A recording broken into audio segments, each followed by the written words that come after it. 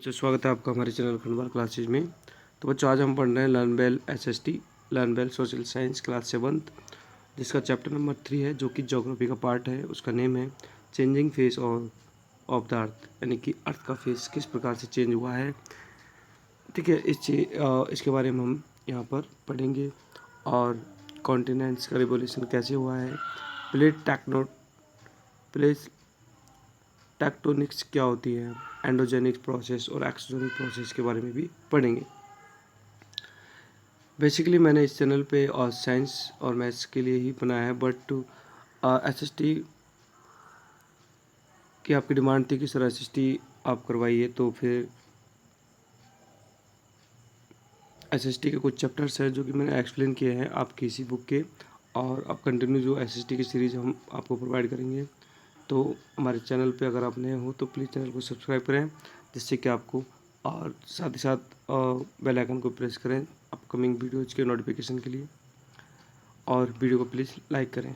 अगर आप वीडियो को लाइक करोगे तो हमें मोटिवेशन मिलेगा, इससे हम आपके एसएसटी के जो बाकी के चैप्टर्स हैं उन पर भी वीडियो बनाएंगे। तो चलो चैप्टर स्टार्ट करते हैं। जैसा कि आपको पता है कि earth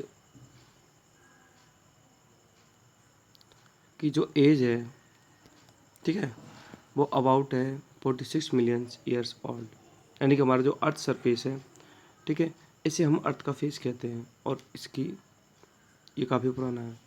it has undergone several phases of the change interval of the several years and will continues likewise in the future as well as. कहने का मतलब कि हमारी जो अर्थ सरफेस है, अर्थ का जो ऊपर का पार्ट है, उसको हम बोलते हैं अर्थ सरफेस। तो अर्थ सरफेस में काफ़ी सारे चेंजेस जो है स्टार्टिंग से होते रहते हैं, और अभी भी आने वाले समय में भी होंगे। मतलब अर्थ सरफेस में चेंजेस होते रहते हैं। तो अब हम देखते हैं the evolution of the continents. Continents का एवोल्यूशन किस टाइप से हुआ है, ठीक है। Alfred Wegener in 19th century put forward the theory of the continents drift, stating that about 2 to 5 या 200 मिलियन ईयर्स अगो, यानी कि अल्फ्रेड वेगनर एक व्यक्ति थे जिन्होंने 19th सेंचुरी में ये प्रूव किया था कि जो हमारे कॉन्टिनेंट्स हैं उनकी जो एज है about 225 to 200 million years ago है, and the earth landmass just one super continent called Pangaea the southern part of the super continent, यानी अर्थ का जो अ, एक पार्ट है सुपर कॉन्टिनेंट, उसे हम बोलते हैं, जिसे पेंगिया कहते हैं, ठीक है। उसे हम गॉडमैलैंड भी कहते हैं, एंड द नॉर्थ पार्ट, जो साउथ पार्ट होता है उसको गॉडमैलैंड, एंड नॉर्थ पार्ट जो होता है उसको लैरू लैरूसिया। लैरूसिया मतलब एशिया का ही पार्ट है। According to the Wegener, Pangaea was surrounding by a super ocean called Panthalassa, ठीक है। जो वेगनर थे, इन्होंने बताया था कि जो पेंगे पार्ट है वो एक सुपर ओशियन से घिरा हुआ है, ठीक है। And on the eastern side, और eastern side where two landmass joined was a shallow sea, ठीक है, वहाँ पर एक सैलो सी है कॉल्ड तैतीस सी, यानी कि ये जो पार्ट है ना वो ईस्टर्न पार्ट है, ठीक है, और इसको तैतीस सी कहते हैं। तैतीस सी हमारे इंडिया में भी बहुत सारे पार्ट्स हैं जो कि तैतीस सी के पार्ट्स हैं। ड्यू टू जियोलॉजिकल चेंजेस और मिलियन ईयर्स अगो, यानी काफ़ी सारे चेंजेस हुए हैं इतने दिनों से, ठीक है। तो उसके कारण the super continent broke into the many large, यानी जो सुपर कॉन्टिनेंट था, ठीक है, पेंगिया, तो वो काफ़ी सारे लार्ज और स्मॉल पीसेज में कन्वर्ट हो गया away from each other, and resulting into the formation of the present day continent, ठीक है। और उसी का रिजल्ट जो है हमारा प्रेजेंट कॉन्टिनेंट है। The continental and the ocean crust are continuously in motion, ठीक है, ये मोशन में होते हैं, हमारे अर्थ क्रस्ट भी हमेशा मोशन में रहती है। The continent drift theory prove that the landmass have changes their position, यानी कि ये जो ड्रिफ्ट थ्योरी हम इसे कहते हैं, जिसको कि वेगनर ने प्रोड्यूस किया था, और ठीक है, इनका मानना है कि जो हमारी लैंड मास है, हमारी जो अर्थ सरफेस है, उसमें काफ़ी सारे चेंजेस स्टार्टिंग से हुए हैं। When two oceans crust move away from each other and molten lavas oozes out of the sea floor. यानी कि जब टू ओशंस क्रस्ट एक दूसरे के ऊपर मूव करती है तो काफ़ी सारा मॉल्टन जो लावा होता है वो अर्थ सरफेस पे आ जाता है, सी सरफेस पे आ जाता है। This molten lava then cools down, और ये जो लावा होता है वो बहुत ही ज़्यादा गर्म होता है, तो वो धीरे धीरे कूल होता है, ठंडा होता है, ठीक है, हमारे एटमॉस्फेयर में, और वो solidify form the new oceans crust, और वो नए ओशंस क्रस्ट के रूप में, यानी कि कोई भी चीज़ वो ठंडी होगी तो वो सॉलिड के रूप में कन्वर्ट हो जाती है, यानी सॉलिडिफाई हो जाता है, सॉलिड बन जाती है।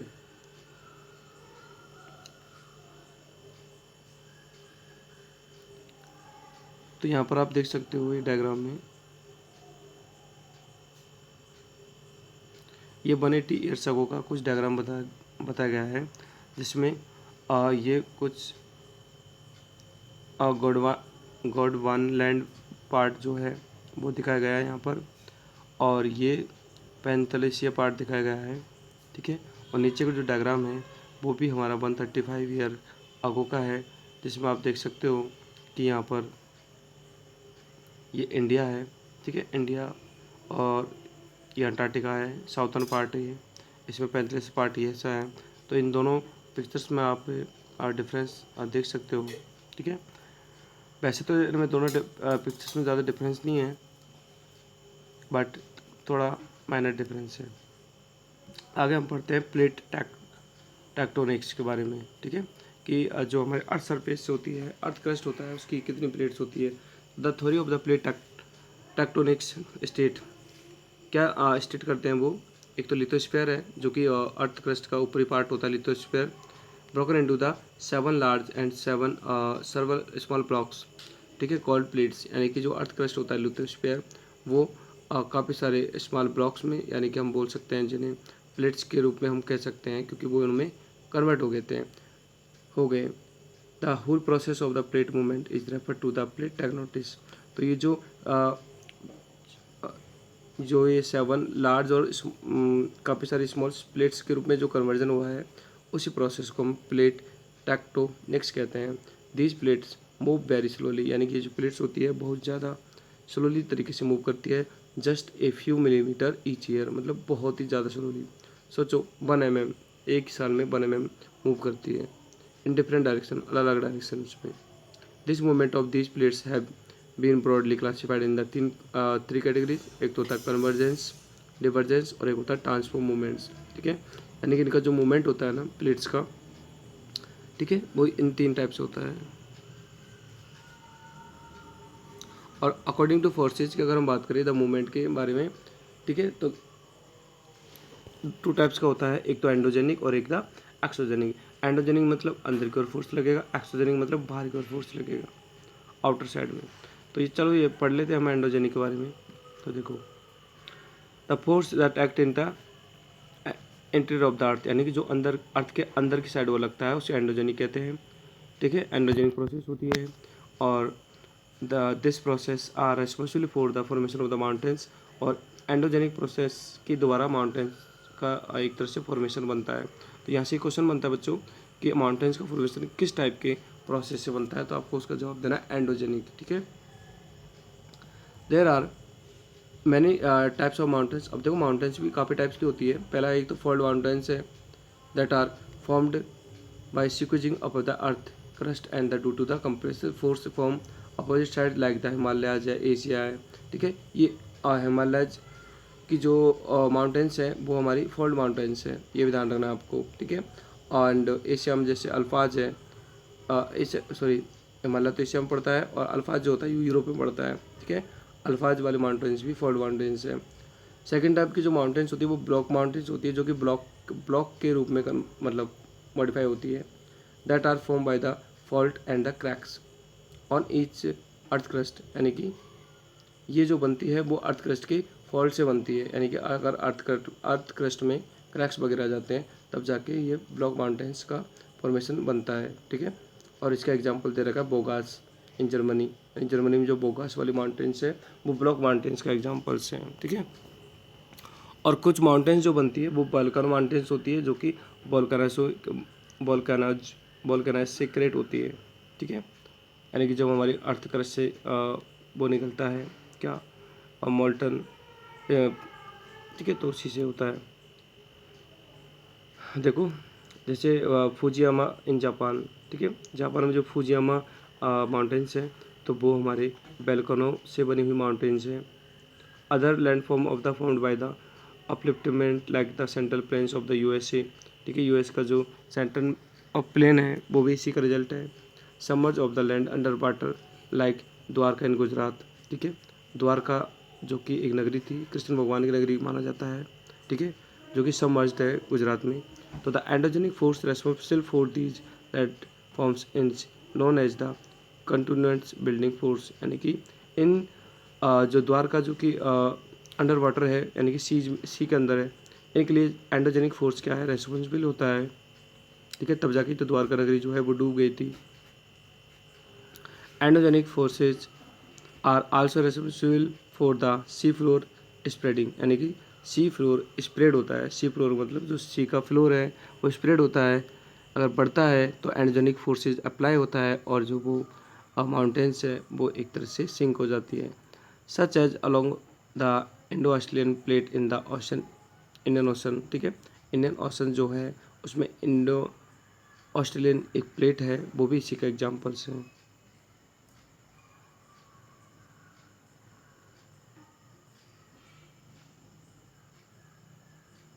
देखो यहाँ पर एक्सोजेनिक और एंडोजेनिक प्रोसेस को समझा गया है। यह अर्थ प्रोसेस है जिसमें एंडोजेनिक है और यहाँ पर एक्सोजेनिक है। एंडोजेनिक में हम देखते हैं कि सडन फोर्स है, यानी कि अंदर की ओर सडन फोर्स अप्लाई होता है, इसके रिजल्ट जैसे अर्थक्वेक आना या वोल्केनोज प्रोड्यूस होना, ठीक है। और ये एक्सोजेनिक है, इसमें लिख रखा है आपको डिपोजिशन, जैसे रिवर है, रिवर डिपॉजिट होना, विंड है, सी वेव्स है, ग्लेशियर्स है, ठीक है।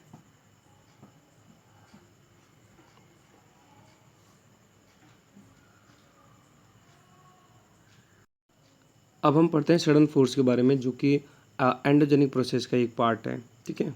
तो देखो the quick and the unexpected movement of the earth crust is known as the sudden force, यानी कि जो जल्दी हो जाता है, तुरंत ही हो जाता है, और अनएक्सपेक्टेड जो मूवमेंट होता है हमारे अर्थ क्रस्ट का उसे हम कहते हैं सडन फोर्स। जैसे अर्थ क्यूक आता है, ठीक है, तो ये सडनली होता है। These cause sudden changes and vibration, यानी कि हमारी जो अर्थ क्रस्ट है वो वाइब्रेट होती है और सडन क्या होते हैं, चेंजेस होते हैं, ठीक है। देखो crustal deformation and the sometimes loss of the life, वो तो होता ही है। जैसे हमारा अर्थ क्यों आता है तो हम देखते हैं कि काफ़ी सारे जो वर्ड के पार्ट्स हैं उनमें काफ़ी लाइफ का लॉस होता है, ठीक है, और प्रॉपर्टी का तो होता ही है। And two main sudden forces are volcanoes and earthquake, ठीक है।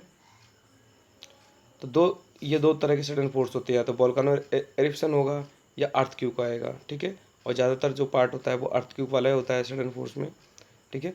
तो इन दोनों को ही हम यहाँ पर स्टडी करेंगे। तो पहला हम देख रहे हैं वोल्केनोज, ठीक है। वोल्केनोज जो होता है वो एक्चुअली में होता क्या है और किस प्रकार से हम यहाँ पर इसको स्टडी करेंगे। देखो the hot molten material in the interior of the earth is called magma, यानी कि हमारे अर्थ क्रस्ट से काफ़ी गर्म और लिक्विड, एक तरह से लिक्विड पार्ट होता है, ठीक है, क्योंकि वो मोल्टन होता है, पिघला हुआ होता है, ठीक है, एक मटेरियल निकलता है, उसे हम मैग्मा कहते हैं। Magma rises to the surface with a great force, और मैग्मा अंदर से निकलता है तो वो बहुत ज़्यादा फोर्स के साथ निकलता है, इसलिए वो राइजेस हो जाता है। एंड उसमें फिर क्रैक्स आ जाते हैं and opening in the rocks called bent. Volcano is a Rocky bent in the earth crust, यानी वोल्केनो जो होता है एक रॉकी के फॉर्म में होता है, near by circular in shape, through which it's produce like rock materials gases and water comes out volcanoes, ठीक है। वोल्केनोज में काफ़ी सारे मटेरियल्स, रॉक मटेरियल्स जो होते हैं वो मोल्टन स्टेट में बाहर निकलते हैं और गैसेज निकलती है और वाटर तो होता ही है। Such a sudden eruption is called volcano eruption, तो इस प्रकार जो अचानक इरप्शन होता है ये वोल्केनो इरप्शन होता है। और देखो बच्चों, ये हमारे जो अर्थ क्रस्ट में जो है वो कहीं पे भी हो सकता है, इसका कोई फिक्स नहीं है कि आप किस पार्ट में होगा, ठीक है। As the hot molten materials spread out, और जो हॉट मटेरियल होता है वो स्प्रेड आउट हो जाता है, मतलब फैल जाता है, जैसे कि आप देख सकते हो डायग्राम में, ठीक है। ये बैंड पार्ट होता है जहाँ से कि जो मैग्मा है वो आउट मतलब बाहर निकलता है, ठीक है। और ये साइडमेंट है, साइडमेंट मतलब मैग्मा जो होता है यहाँ से जाता है और ये साइड में ऐसे फैल जाता है, ठीक है। और देखो कुछ गैसेज और निकल रही है, ठीक है इसमें। और ये नेक, जिसको हम पाइप बोल सकते हैं, ये नेक वाला पार्ट है, यहाँ से तो मैग्मा निकलता है। एक मिनट रुको।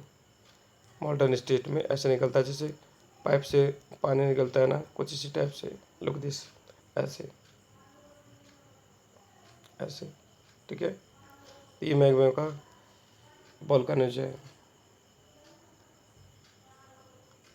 अब देखो, जब ये सारा जो मटेरियल है, यानी हॉट मटेरियल है मॉल्टन स्टेट वाला, ये जो स्प्रेड आउट हो जाता है, फिर ये इन्वायरमेंट में एक टच में रह के ये कूल होता है, एंड कूल होके वो सॉलिडिफाई हो जाता है, मतलब सॉलिड के रूप में कन्वर्ट हो जाता है, सॉलिड रॉक्स के रूप में कन्वर्ट हो जाता है, ठीक है। और उसे हम बोलते हैं लावा। क्या बोलते हैं? लावा, ठीक है। तो जो मॉल्टन स्टेट होती है उसको मैग्मा बोलते हैं, और जो कूलिंग स्टेट होती है यानी कि जो, उसे लावा कहते हैं। On the basis of the periodicity of the eruption, volcanoes can be classified into active। देखो, अब वॉल्कानो जो होते हैं ना, वो हमारे वर्ल्ड में अलग अलग तरह के होते हैं, ठीक है। तो उनको हमने कुछ इस हिसाब से क्लासीफाई किया है, जिनमें हम पहले पढ़ रहे हैं एक्टिव वॉल्कानो, और कुछ होते हैं डोरमेंट वॉल्कानो, और कुछ होते हैं एक्सटिंक्ट वॉल्कानो। तो एक्टिव वॉल्कानो क्या होते हैं? तो नाम से पता चल रहा है, जो एक्टिव होते हैं, मतलब जो हमेशा मतलब एक्टिव रहते हैं, या हमेशा उनमें मैग्मा जो है आउट होता रहता है, वो एक्टिव वोल्कानोस होते हैं। तो these are main source of the hazard as the live live volcanoes and the liable to erupt the any point of the time.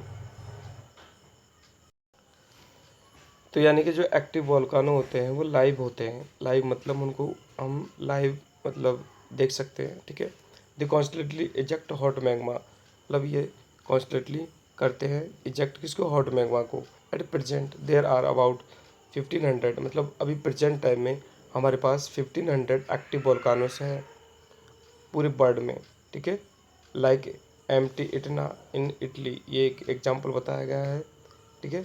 Mount इटना, Italy में एक माउंट है इतना, तो वहाँ का जो वोल्कानो है वो एक्टिव है, ठीक है। डोरमेंट वोल्कानोज, ठीक है। डोरमेंट वोल्कानो जो होते हैं वो एक्टिव नहीं होते हैं, इसको हम डिसएक्टिव वोल्कानोज भी कह सकते हैं, क्योंकि ये ऑलरेडी स्लीपिंग फॉर्म में होते हैं, ठीक है। देखो यहाँ पे राइट है, these are called the sleeping volcano, यानी कि स्लीपिंग फॉर्म में होते हैं, ठीक है। They not erupted in recent history time, मतलब अभी फ़िलहाल टाइम में ये जो है लाइव फॉर्म में नहीं होते हैं, मतलब ये एरप्टेड नहीं होते हैं, बट कभी ये एरप्टेड हो चुके हैं। They may be further erupted any time in the future, ठीक है। कभी हो चुके हैं और फ्यूचर में कभी हो सकते हैं, बट फिलहाल में नहीं है, तो उनको इसलिए डोरमेंट वोल्केनोज की कैटेगरी में रखा जाता है, ठीक है। जैसे ये मोना की है इन हवाई, ठीक है। हवाई एक क्या बोलते हैं, आइलैंड है, तो वहाँ पर ये मोना की है नाम का जो वोल्केनो है वो डोरमेंट वोल्केनो है, ठीक है। लास्ट वाला जो टाइप है वोल्केनो का वो पढ़ते हैं हम एक्सटिंक्ट वोल्केनोज। एक्सटिंक्ट वोल्केनोज वो होते हैं जो कि डेड हो चुके हैं। क्या हो चुके हैं? डेड हो चुके हैं, यानी कि अभी फ़िलहाल वो डेड हो चुके हैं, वो कभी भी उनका एरप्शन होने का चांसेस जीरो होता है, यानी कि उनका जो लावा है या फिर मैग्मा है वो फिर से न आने के चांसेस जीरो होते हैं, तो वो एक्सटिंक्ट में आते हैं। एक्सटिंक्ट मतलब जो ख़त्म हो चुके हैं। All the eruptions are presumed have to be ended. These are the considered as the most stable part of the earth, यानी कि ये स्टेबल पार्ट है, क्योंकि यहाँ से जो है फ्यूचर में कभी मैग्मा प्रोड्यूस नहीं हो सकता, ठीक है। और इसके कुछ एग्जांपल्स है, जैसे एंकोगुआ इन अर्जेंटीना। अर्जेंटीना में जो एंकोगुआ है वो एक एक्सटिंक्ट वोल्केनो है, ठीक है। तो ये तो हो गया आपका जो सडन फोर्सेस में पहला वाला था वोल्केनो। अब हम सेकंड वाला देते हैं अर्थक्वेक, ठीक है। अर्थक्वेक जो कि अर्थ के किसी भी पार्ट में एक सडन फोर्स प्रोड्यूस के कारण होता है। देखो, the plates of the earth crust are in continuous motion. जैसा कि हमने पढ़ा थी, अर्थ क्रस्ट की जो प्लेट्स होती है वो हमेशा मोशन में होती है, मतलब हमेशा मोशन करती है। And the movement of the this lithosphere plates, यानी इन लिथोस्फीयर प्लेट्स का जो मूवमेंट होता है प्रोड्यूस अर्थक्वेक, इससे अर्थक्वेक प्रोड्यूस होता है। Not only one movement but several category of the movements, यानी कि सिर्फ एक तरह का मूवमेंट नहीं होता, काफ़ी सारे मूवमेंट होते हैं, ठीक है।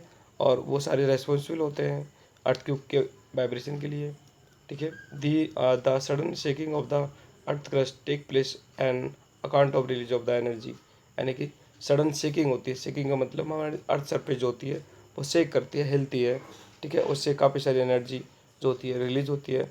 Such occurrence of the shock waves of the seismic waves is called earthquake, यानी कि ये शॉक वेव्स होती है या फिर सेस्मिक वेव्स हम उनको कह सकते हैं, ये अर्थक्वेक होता है। The point inside the earth where the earthquake और ओरिजिनेट, जहाँ से अर्थक्वेक ओरिजिनेट होता है, यानी अर्थ के इंटीरियर पार्ट में वह पॉइंट जहाँ से अर्थक्वेक ओरिजिनेट होता है उसे हम फोकस पॉइंट कहते हैं। क्या बोलते हैं?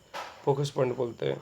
And the place directly above the focus on the earth is called epicentre, और फोकस पॉइंट के ऊपर वाला पार्ट जो होता है उसे एपिसेंटर कहते हैं। ये देखो, जैसे ये अर्थ का कोई पार्ट है, यहाँ पर देखो, यहाँ से अर्थ क्यूब प्रोड्यूस हो रहा है, यानी कि जो हमारी अर्थ क्रस्ट है, ठीक है, उसका जो प्लेट्स है उनका मूवमेंट है, ठीक है, वो पूरे अर्थ क्रस्ट में होता रहता है। बट हमारा जो ये फोकस पॉइंट है, क्योंकि यहाँ से अर्थ क्रस्ट प्रोड्यूस होता है, और इसके जो ऊपर का पार्ट है, यानी कि ये वाला पार्ट, इसको हम एपिसेंटर कहते हैं, ठीक है, ओके, बस। और ये देखो, और ये जो, एक मिनट, सेस्मिक वेव्स क्या होती है, यानी कि अर्थ क्रस्ट के मूवमेंट, अर्थ क्रस्ट में जो होता है वो जिस टाइप से होता है, देखो ये सर्कुलर फॉर्म में आपको दिख रहा है, ऐसे ऐसे, इनको बोलते हैं सेस्मिक वेव्स, ठीक है। इस टाइप से अर्थक्वेक जो होता है इंटीरियर पार्ट से प्रोड्यूस होता है। जो वेव्स होती है, ठीक है, वो हमारी तीन टाइप की होती है। एक तो प्राइमरी वेव्स होती हैं जिनमें आपके ये लॉन्गिट्यूडलर होती है, यानी पी वेव्स इनमें काउंट होती है। सेकेंडरी वेव्स में आपके एस वेव्स होती हैं या फिर ट्रांसवर्सल होती है। और थर्ड टाइप जो आपकी वेव्स होती है वो एल वेव्स कहते हैं जिन्हें हम, ठीक है। तो ये तीन टाइप्स की वेव्स होती हैं। अब नेक्स्ट हम देखते हैं the scale that is measure the magnitude of the intensity of the earthquake, यानी जो अर्थक्वेक की इंटेंसिटी को या मेजर करता है उस स्केल को हम रिएक्टर स्केल कहते हैं। ये इंपॉर्टेंट है, ठीक है, यहाँ से क्वेश्चन बनता है। The earthquake are the measured 0 to 9 on it, यानी 0 से 9 नंबर में अर्थक्वेक को मेजर किया जाता है। The increase of every 1 unit of the scale cause 10 fold increase in the intensity of the earthquake, यानी कि अगर हमारे 1 से लेकर 9 तक के जो नंबर्स होते हैं उनमें से एक नंबर बढ़ता है तो 10 फोल्ड बढ़ते हैं अर्थक्वेक के, ठीक है। The highest ever reported intensity of the earthquake on the Richter scale is 9.5, यानी कि अभी तक जो रिएक्टर स्केल पे जो हमने हाईएस्ट अर्थक्वेक देखा है वो उसकी इंटेंसिटी रिएक्टर मेजरमेंट 9.5 था। The Chile earthquake of the 1960 में आया था ये 9.5, जिसका रिएक्टर स्केल था। और and submarine earthquake in Indonesia जो कि 2004 में आया था, ठीक है, उसका भी 9.1 के करीब रिएक्टर जो है मेजरमेंट किया गया था। तो ये हाईएस्ट जो है अर्थक्वेक थे, ठीक है। अब देखो, जो 1 पॉइंट होता है उसमें 10 फोल्ड होते हैं, तो सोच लो 9 पॉइंट्स में 90 फोल्ड हो गए। उसी से पता लग जाता है अर्थक्वेक की जो इंटेंसिटी है। अब देखो, tsunami is a Japanese bird, एक मिनट रुकना, डिस्ट्रक्टिव टीडल वेव्स, यानी सुनामी जो होती है एक जापानी वर्ड है जिसका मीन्स होता है डिस्ट्रक्टिव टीडल वेव्स, यानी टीडल वेव्स जो कि डिस्ट्रक्शन करती है बहुत ज़्यादा। But actually it is a seismic sea wave caused by the earthquake, यानी कि सुनामी जो होती है वो सेस्मिक और सी वेव ही होती है, यानी कि जैसे अर्थक्वेक से ये हमारा अर्थक्वेक का फोकस है, यहाँ से ऐसी जो वेव्स निकलती है इनको सेस्मिक वेव्स कहते हैं, और इन्हीं को ही जो है सुनामी वेव्स कहते हैं। It can also be triggered by the volcano eruption, यानी कि वोल्केनो इरप्शन से भी हो सकती है। It causes huge displacement of the ocean water, यानी कि ये जो होती है ओशन वाटर के बहुत ज़्यादा अमाउंट को डिस्प्लेसमेंट करती है। And leads to be great loss, और इससे जो है वाटर के कारण ग्रेट लॉस होता है आसपास के जो एरियाज़ हैं उनमें, ठीक है, एंड प्रॉपर्टी का भी होता है। जैसा कि सुनामी आया था 2003 में, तो काफ़ी सारा डिस्ट्रैक्शन हुआ था ओवर द वर्ल्ड। आगे हम देखते हैं distribution. Earthquake and volcano are distributed all over the world, specially on the coast line and along with the tectonics boundaries, यानी कि डिस्ट्रीब्यूशन किस प्रकार से किया गया है, ठीक है। एक तो कोस्ट लाइन के हिसाब से किया गया है, और एक निक बाउंड्रीज के हिसाब से किया गया है। कोस्ट लाइन के हिसाब से जैसे अराउंड पैसिफिक ओशन, यानी कि पैसिफिक जो ओशन है उसके आसपास, along the Indian Australian plate boundary, eastern side of the European plate and the western of the North and American plate ना। तो यह है कोस्ट लाइन के अकॉर्डिंग, यानी कि कोस्ट लाइन के पार्ट के अकॉर्डिंग हमने अर्थ क्यूब को डिवाइड किया है। एंड नेक्स्ट है along with the tectonic wave boundaries, जैसे Pacific ring of the fire around the Pacific Ocean, across the North and South Atlantic Ocean. ठीक है, तो ये आपके टेक्टोनिक बाउंड्रीज में आएगा, जैसा कि आप देख सकते हो यहाँ पे।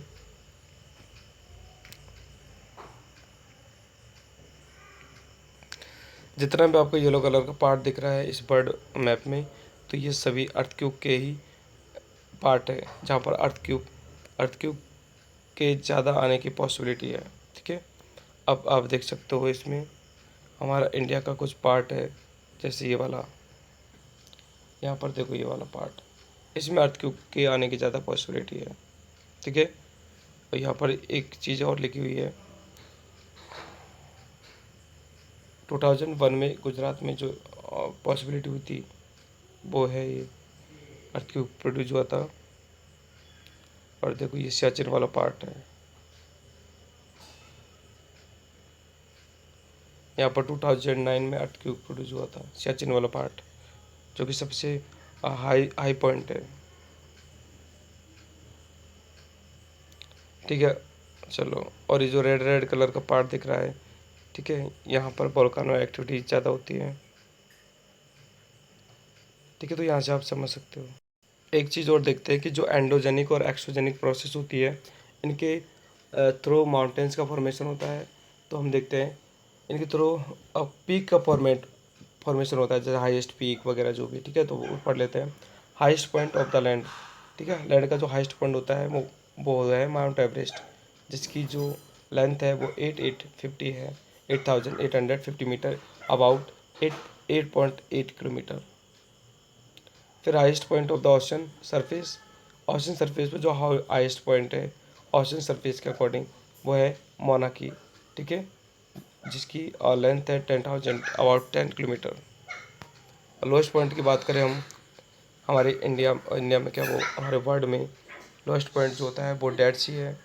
ठीक है, जो कि 417.27 meter below the sea level, यानी कि इतना नीचे है सी लेवल से। ठीक है, और डीपेस्ट पॉइंट की बात करें हम, सबसे गहरा पॉइंट, तो वो आपका मैरियाना ट्रेंच है, जो कि 11,034 मीटर डाउन है। ठीक है, मतलब 11 किलोमीटर नीचे सबसे ज़्यादा डीपेस्ट पॉइंट है ये, ध्यान रखना बेटा। हाईएस्ट माउंटेन रेंज की बात करें तो हिमालय की रेंज जो होती है वो हाईएस्ट है। ठीक है, लॉन्गेस्ट अगर माउंटेन की बात करें, लंबी की बात करें, तो एंडीज़ है, जो कि साउथ अमेरिका में है, और उसकी लेंथ है 7243, यानी कि अबाउट 7 किलोमीटर। फिर हम देखते हैं लार्जेस्ट डेजर्ट, तो लार्जेस्ट डेजर्ट जो है अफ्रीका का है। ठीक है, जिसको हम सहारा डेजर्ट बोलते हैं, और उसकी लेंथ है अबाउट 500 किलोमीटर। और लॉन्गेस्ट रिवर की बात करें तो नील है, नील रिवर का नेम है, जो कि इजिप्ट में है, और उसकी लेंथ है 6,730, अबाउट 700 किलोमीटर। नेक्स्ट पेज पे जो है आपके केस स्टडी दे रखी है, जिसमें हमारे इंडिया में 2001 में एक अर्थक्वेक आया था भुज में। ठीक है, भुज इंडिया का पार्ट है, वहाँ पर एक अर्थक्वेक आया था। यह अर्थक्वेक 26 जनवरी 2001 को आया था, और जिसका रिएक्टर स्केल पर हमने मेजरमेंट किया था तो 6.9 के करीब था। ठीक है, और यहाँ पर काफ़ी सारे जो हैं डिस्ट्रैक्शन हुए थे। ठीक है, तो उसके बारे में है, तो आप इसकी स्टडी कीजिए सेल्फ। आगे हम पढ़ते हैं एंडोजेनिक के बाद एक्सोजेनिक प्रोसेस। ठीक है, एंडोजेनिक जो पृथ्वी मतलब अर्थ के इंटीरियर पार्ट में होती है, but exogenic is outer part. The process that work the surface of the earth is called exogenic process, और this process are responsible for the weathering of the breaking down of the rocks. ठीक है, weathering का मतलब है rocks का break down होना। ठीक है, इनटू द स्मॉलर फ्रेगमेंट्स में, यानी रॉक्स का टूटना छोटी छोटी फ्रेगमेंट्स में, और जिससे सॉइल रीजन वगैरह जो हम कहते हैं ना, वही है, in which rock fragments are after being borne away transported by running water, ठीक है। और ये जो वेदरिंग प्रोसेस है वो वाटर के द्वारा हो सकती है, ठीक है, ट्रांसपोर्ट होती रहती है, पानी में बहती रहती है, या फिर इनका जो एजेंट है वाटर के साथ साथ गैस भी विंड भी हो सकता है हवाओं के चलने से। ग्लेशियर भी इसका एक एजेंट है, ठीक है। तो इसके कुछ एग्जांपल्स है, जैसे यूराल माउंटेन्स। यूराल माउंटेन्स जो होते हैं, माउंटेन जो होती है, ठीक है, लाइंग बिटवीन द यूरोप और एशिया, यूरोप और एशिया के बीच में यूराल है, ठीक है। सो ये जो है एक्सोजेनिक प्रोसेस के एग्जांपल्स है। The exogenic process are also known as the external forces because they act on the surface of the earth, ठीक है। ये मैं बता चुका हूँ। एक्सोजेनिक जो होती है आउटर सरफेस पे जो फोर्स लगता है उसे कहते हैं अर्थ के आउटर सरफेस पे। अब इससे क्या फीचर्स देख लेते हैं हम। तो देखो, एक तो वेदरिंग होता है, the action of weathering on the export object of the earth, यानी कि अर्थ सरफेस के ऊपर वाला पार्ट को एक्सपोज करने की प्रोसेस जो होती है वेदरिंग होती है। Next transportation. ट्रांसपोर्टेशन का मतलब है कि वेदरिंग से जो स्मॉल पार्टिकल्स है वो ट्रांसपोर्ट किए जाते हैं एक पैलेस से, वन पैलेस से अनदर पैलेस पे बाय वाटर, ठीक है। नेक्स्ट है रीजन। रीजन मीन्स होता है the rocks debris carried by water, यानी कि रॉक्स डेब्रिज को वाटर द्वारा कैरी किया जाता है, इससे सॉइल रीजन होता है। नेक्स्ट है डिपोजिशन, यानी the eroded material is deposit where the river loses the ability of the further transportation, यानी कि जहाँ पर नदी उस मटेरियल को बहाने में सक्षम ना होती है तो वहीं पर क्या हो जाता है, जो रॉक्स पार्टिकल्स के मैटर्स होते हैं वो डिपॉजिट हो जाते हैं, ठीक है। यानी कि अगर नदी में पानी कम पड़ गया तो वो नदी उस मटेरियल को बहाने में सक्षम नहीं होगी, तो वहाँ पर डिपोजिशन हो जाएगा। आगे हमने इस नेक्स्ट पेज पे देखते हैं मेजर जो लैंड फॉर्म होते हैं, यानी कि एक्सोजेनिक से क्या क्या लैंड फॉर्म होते हैं। जैसे एंडोजेनिक से माउंटेन्स वगैरह क्रिएट होती थी। All the process of the weathering reason and the deposition through the atmospheric contact create change in the land forms of the earth, यानी कि ये जो प्रोसेस होती है, वेदरिंग हो चाहे रीजन हो या फिर deposition of the earth soil, इनसे क्या होता है, कुछ लैंड फॉर्म बनते हैं अर्थ क्रस्ट पे या अर्थ सरफेस पे, ठीक है। उनमें हम देखते हैं पहला work of the running water, यानी कि रूनिंग वाटर का वर्क क्या है। देखो, it is flow stream and the river as per the slope of the land, यानी कि रूनिंग वाटर जो होता है वो फ्लोज होता है स्टीम के फॉर्म में एंड कैरेक्टरिस्टिड बाय द वेलोसिटी, इनको कैटेगरी कैरेक्टरिस्टिज किया गया है इनकी वेलोसिटी के अकॉर्डिंग, इनके वॉल्यूम के अकॉर्डिंग और नेचर ऑफ द रॉक्स के according and load of the rocks debris called sediments, ठीक है, सेडिमेंट्स के according. Ruining water in the form of rivers and streams are the landforms on the earth surface. A river follows three stages in the course of the source of mouth. These are, एक तो youthful stage.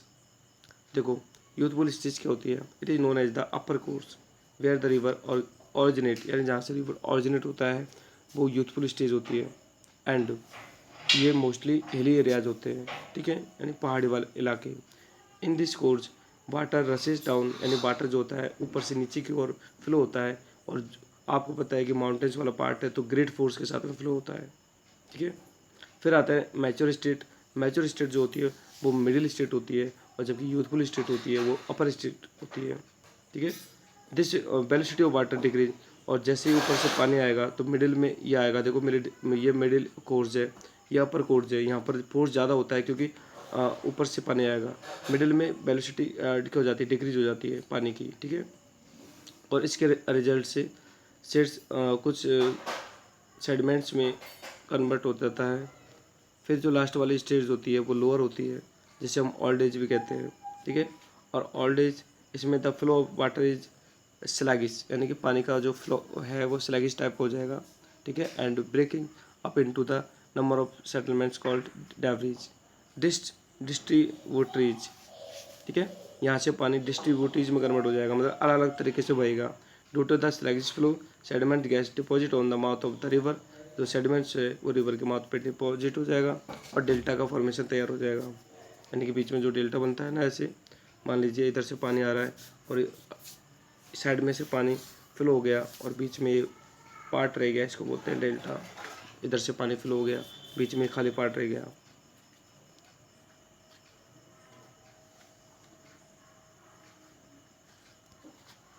आगे देखो, the youthful stage जो होती है, the river perform the three process of transportation, एक तो इरिजन, deposition, यानी यूथफुल स्टेज में फोर्स ज़्यादा होता है रिवर के वाटर में, इसलिए वहाँ पर सॉइल इरिजन होता है या डिपोजिशन होता है आगे जाके, and the rate of the erosion is the highest this stage, यानी सबसे ज़्यादा जो इरिजन होता है ना वो आपके यूथफुल स्टेज में होता है, क्योंकि यहाँ पर वाटर का फोर्स ज़्यादा होता है, ठीक है। और इससे जो लैंड फॉर्म होते हैं जैसे गॉर्गेस है, कैनॉन से, वाटरफॉल से, ठीक है, ये इसके या फिर बी शेप्ड वैलीज हैं, ये इसके मतलब लैंड फॉर्म्स हैं जो कि यूथफुल स्टेज के कारण होते हैं। आगे हम पढ़ते हैं मैच्योर स्टेज के कारण, जो कि मिडिल स्टेज है, ठीक है। तो यहाँ पर जो रिवर होती है वो ट्विस्ट करती है और टर्न करती है, forming large loops and bands called meanders, ठीक है। when the meanders loop cuts off from the river and form a cut off lake is called oxbow lake। अब देखो रेनी सीजन में क्या होता है, रिवर्स ओवरफ्लो हो जाती है, यानी कि पानी का प्रेशर ज़्यादा हो जाता है तो रिवर्स फुल हो जाती है, तो leading the deposition and formation of the flat fertile land called floody plains. देखो फ्लड प्लान्स यानी कि जो फर्टाइल लैंड होता है उसको भी बहा के ले जाती है reverse. It is generally an extensive area, the राइज्ड bank of the either sides of the river is called leaves, यानी कि जो लीव के आसपास का जो बैंक वाला पार्ट होता है, किनारा जो होता है वो राइजेज होता है, मतलब राइजेज हो जाता है, बढ़ जाता है, उसको बोलते हैं leaves. In this course many stream join the main river, तो यहाँ पर काफ़ी सारी जो स्ट्रीम है वो हमारी जो मेन रिवर है उसको ज्वाइन करती है, इनको ट्रिब्यूटरीज कहते हैं, and they increase the volume of the water flow in the river, ठीक है। यानी कि जैसे ये हमारी रिवर है, तो यहाँ से जब रेनी सीजन होगा तो यहाँ से क्या होगा, वाटर का डिस्ट्रीब्यूशन और ज़्यादा हो जाएगा, यानी बैंक बढ़ जाएगा, तो इससे क्या है काफ़ी सारी ये छोटी छोटी पाइपलाइन स्ट्रक्चर बन जाती है जो कि उस जरिए बन जाती है उस मतलब एक तरह से रिवर में पानी आने का, इनको बोलते हैं ट्रिब्यूटरीज, ठीक है। इससे वाटर का वॉल्यूम बढ़ जाता है। आगे हम पढ़ते हैं work of the ground water, ठीक है। The water that ships undergoes is the most powerful source of the region and the deposition। देखो वह पानी जो कि शिप हो जाता है अंडरग्राउंड में, ठीक है, तो वो बहुत ज़्यादा पावरफुल होता है, क्योंकि वही इरिजन और डिपोजिशन के लिए the power of the ground water can be seen in the such landform as carvings and the potholes। If the water is slightly acidic or the ships undergo through the limestone region, अब देखो पानी अगर acidic form में होगा और वो सीप हो जाएगा, मतलब अर्थ सरफेस के अंदर चला जाएगा, इट डिजॉल्व द रॉक्स, तो वो लाइमस्टोन के साथ में डिजॉल्व हो जाएगा, and makes stalactites and the stalagmites. Stalactites are rocks made by the acidic water. अब देखो स्टेलैक्टिटिस जो रॉक्स का टाइप है वो एसिडिक वाटर से बनता है, ठीक है, and hanging above the caves.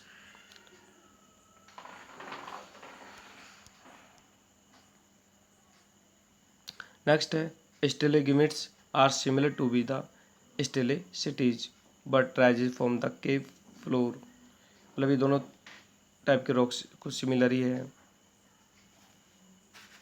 तो ये तो हो गया ग्राउंड वाटर का वर्क। नेक्स्ट हम पढ़ते हैं सी वेव्स का work. Work of sea waves, यानी कि जो सी वेव्स होती है उनका काम क्या होता है, तो देखो waves are ripples in the ocean, यानी कि ओशन में रिपल करती है, landform such as hollow outs on the sea coast are called sea waves. इनसे सी के अंदर यानी कि समुद्र के अंदर हॉलो मतलब कुछ छिद्रित पार्ट बन जाते हैं जिन्हें हम सी केव्स कहते हैं, मतलब समुद्री गुफा कहते हैं। वैन दीज कैविटीज बिकम्स बिगर, और जब ये ज़्यादा बड़ी हो जाती है तो इन्हें सी आर्चेज के रूप में कन्वर्ट हो जाती है। Sometimes the force of water height break down the roof of the caves, यानी कि अगर पानी का बहाव ज़्यादा होता है तो वो उस केव की जो रूप होती है उसको ब्रेक डाउन कर देता है, मतलब उसको तोड़ देता है, and the left over parts are called stack, और जो बचा कुचा पार्ट होता है जब फ्लोर टूट जाता है तो उसको स्टेक्स कहते हैं। अब and the steeps rocky coast rises when vertically above the water through weathering, and the region is called siege cliffs is formed when the sea waves deposit sediments. अगर sea waves है, ठीक है, और वो उनसे sediments का deposition होता है along the shore, sea beaches are formed, तो इससे sea beaches बनते हैं.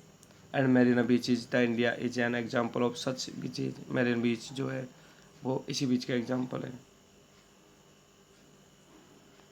अब हम देखते हैं वर्क ऑफ आइस. आइस का क्या वर्क है तो देख लेते हैं. देखो, a mass of the ice moving down a valley is called glacier, यानी कि जहाँ पर बहुत ज़्यादा आइस एक तरह से फ्रीज होती है उसे हम ग्लेशियर कहते हैं. And there are the two type. Glacier two types होती है, एक तो माउंटेन्स और एक होती है कॉन्टिनेंटल, यानी कि माउंट्स के ऊपर अगर बर्फ़ जमी हुई है तो वो माउंटेन ग्लेशियर होगा, अदरवाइज कॉन्टिनेंटल होगा. Mountain glacier are found in on high altitude. Obviously high altitude पर माउंटेन ग्लेशियर फाउंड होते हैं. एंड कॉन्टिनेंटल जो होते हैं वो एक लार्ज पार्ट पे होते हैं, जैसे पोलर रीजन है, ठीक है, ग्रीनलैंड है, ये सब क्या है, कॉन्टिनेंटल आइस के पार्ट है. और both the type of the glacier are moved and the down as result of gravity, यानी कि ग्रेविटी के कारण ये मूव करते हैं. The speed of the movement is very slow, लेकिन इनका जो मूवमेंट होता है बहुत स्लो होता है. It is through this movement that a glacier bulldozer that surface of the earth over which is moves with great pressure and the weight. Glacier performs region, इनमें भी ज़्यादा प्रेशर के कारण और ज़्यादा वेट के कारण ये भी रिप्सन को रीजन को परफॉर्म करते हैं, जैसे प्लगिंग है, ग्राइंडिंग है, ठीक है. नेक्स्ट जो हम देखते हैं वो देखते हैं वर्क ऑफ द विंड, यानी हवा का क्या काम होता है. तो देखो ये सब मतलब एक्सोजेनिक प्रोसेस पढ़ रहे हैं हम, इसमें वाटर भी है, हवा भी है. द मोस्ट इम्पोर्टेंट एजेंट जो होता है रीजन का वो होता है आपका ये विंड, ठीक है. यानी कि जो डेजर्ट का फॉर्मेशन तैयार होता है वो विंड के द्वारा होता है. And the sea coast as well as in arid region is moving wind. Wind becomes active agent when the particles are carried by them, यानी विंड से सॉइल पार्टिकल्स को कैरी किया जाता है और वन पैलेस से अनदर पैलेस पर उसको पहुंचा जाता है. तो इसलिए it is the important agent of the exogenic force. Grinding action of wind is in mushroom rocks seen in the desert region, यानी डेजर्ट रीजन में मशरूम रॉक्स को देखा जा सकता है, जिसमें मतलब नीचे वाला पार्ट जो होता है वो देखो यहाँ पर टोटली क्या हो जाता है, रीजन मतलब नीचे वाले पार्ट की सोइल का रीजन हो जाता है. And when the wind faces obstacles like hillocks है, rocks are many rises ground. When the wind faces obstacles like hillocks and rocks of the raised ground that deposit their load and the result in building structure like sand dunes. ठीक है, sand dunes जो बनती है वो ऐसी दिखती है जैसे कोई बिल्डिंग्स मतलब बन रही हो, ठीक है, डेजर्ट में, बिकॉज वो एयर के कारण ऐसा फॉर्मेशन तैयार होता है. When sand is deposit in large area in a plain so covered with sand is called loess plain, यानी कि जहाँ पर ज़्यादा सैंड का एक तरह से लॉस हो जाता है, सॉइल रीजन ज़्यादा हो जाता है, यानी कि हवा के कारण सॉइल वहाँ से उठ के दूसरी जगह चली जाती है, उनको हम लॉसेज प्लान्स बोलते हैं. तो ये चैप्टर जो आपका 3 है तो ये कंप्लीट होता है. आई होप कि आपको ये समझ में आया होगा. और अगर आप हमारे चैनल पर नए हो तो चैनल को सब्सक्राइब करें. साथ ही साथ अगर आपको SST के और ज़्यादा वीडियोज़ चाहिए तो कमेंट बॉक्स में राइट कीजिए और आपको बाकी के चैप्टर्स की वीडियो भी हम प्रोवाइड करेंगे. Thank you so much. मिलते हैं नेक्स्ट वीडियो में. और अगर आपको बाकी के और वीडियोज़ देखने हैं तो इस वीडियो के नीचे डिस्क्रिप्शन में आपकी प्लेलिस्ट है SST का, उसमें काफ़ी सारे वीडियोज़ हैं. उसमें आपके ज्योग्राफी के भी है, हिस्ट्री के भी है और आपके जो सिविक्स के भी चैप्टर्स हैं, तो आप जाके उन्हें वॉच कर सकते हो. इस बुक के ही हैं सारे चैप्टर्स. Thank you. मिलते हैं नेक्स्ट वीडियो में. तब तक के लिए बाय.